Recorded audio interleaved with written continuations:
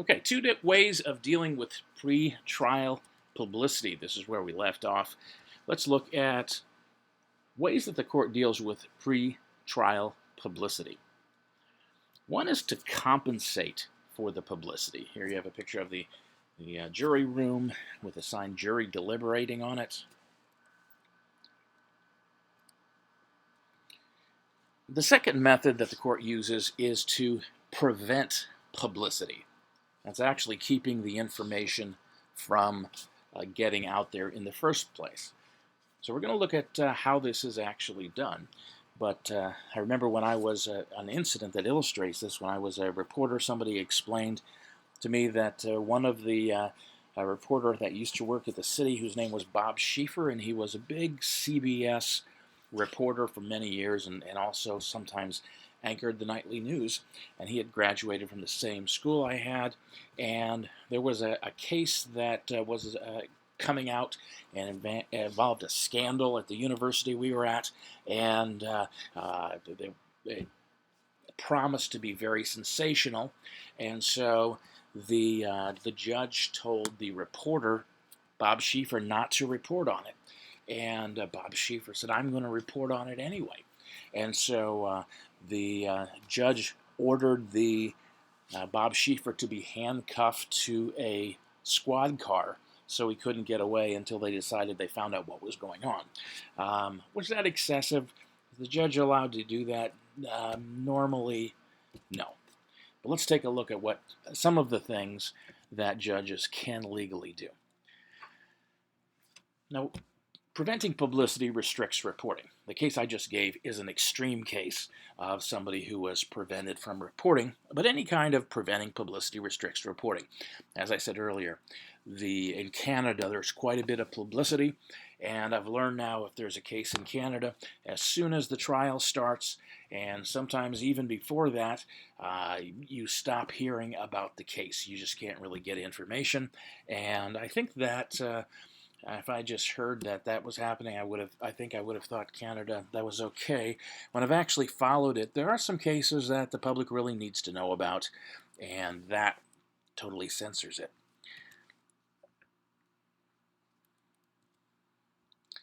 Canada has strict laws about reporting during a trial.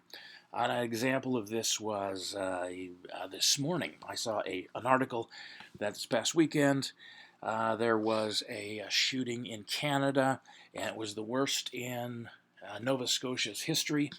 And 2 days after it happened, they had identified who the person was. Actually, it wasn't the police even that identified him. His wife identified him, and no information was coming out. And I said, "Wow, this is kind of strange." That I remembered. Canada has strict laws about protecting somebody who hasn't been found guilty yet. I think that's admirable, but it does conflict with the First Amendment. The United States obviously has fewer restrictions.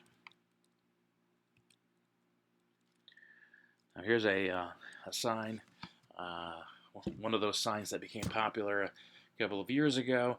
They had originally been made for World War II. It said "Keep Calm," and then there was a lot of memes about them.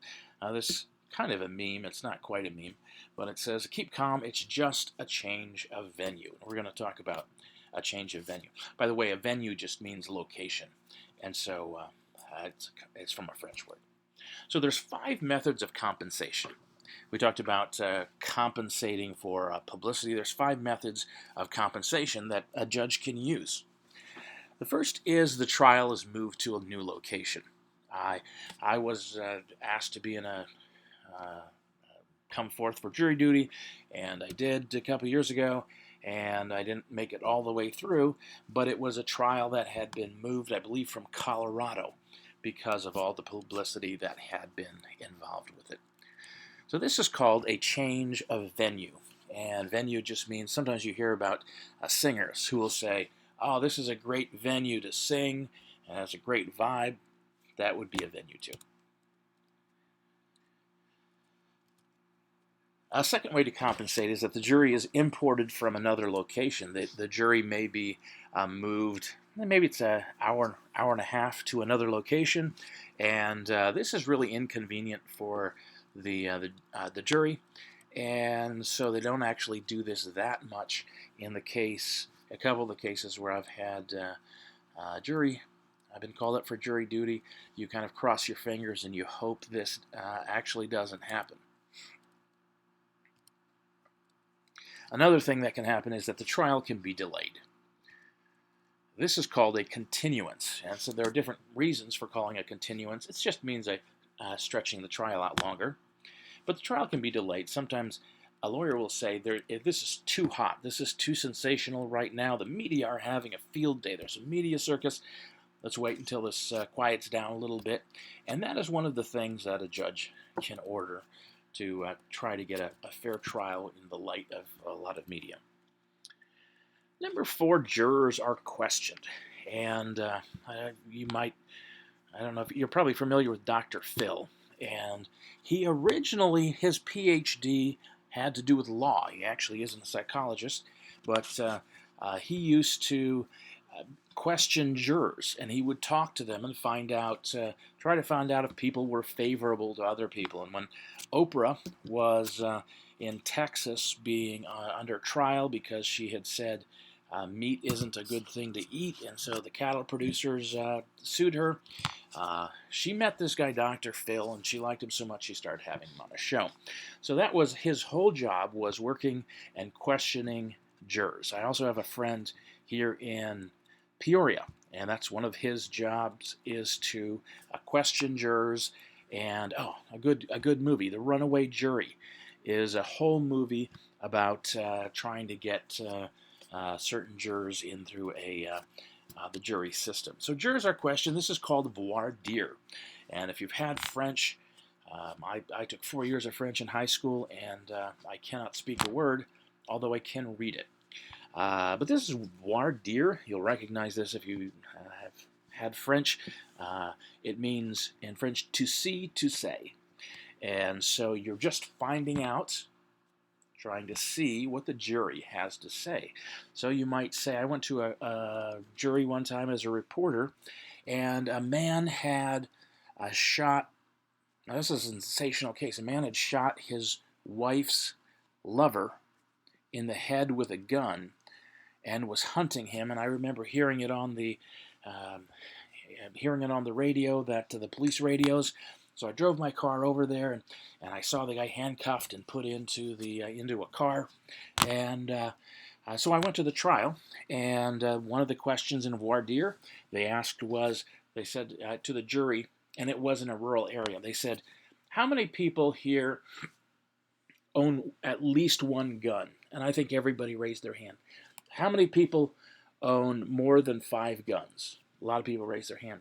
There's one person who had 21 guns. So they actually wanted a jury who was friendly and not anti-gun, which is why the lawyers were asking that question.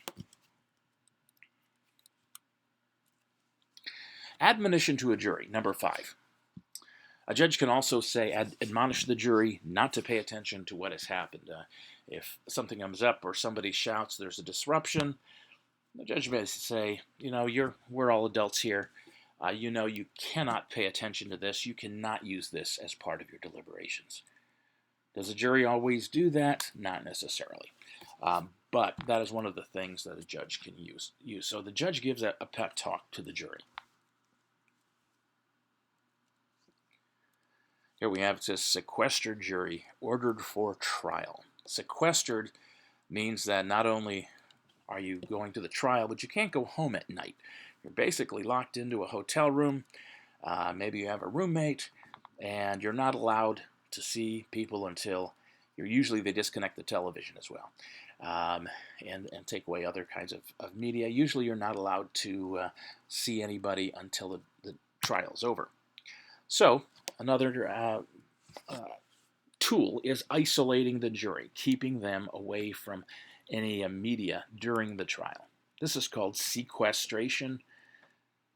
I was always afraid I would be on a jury trial that was sequestered. It's kind of like a jury quarantine.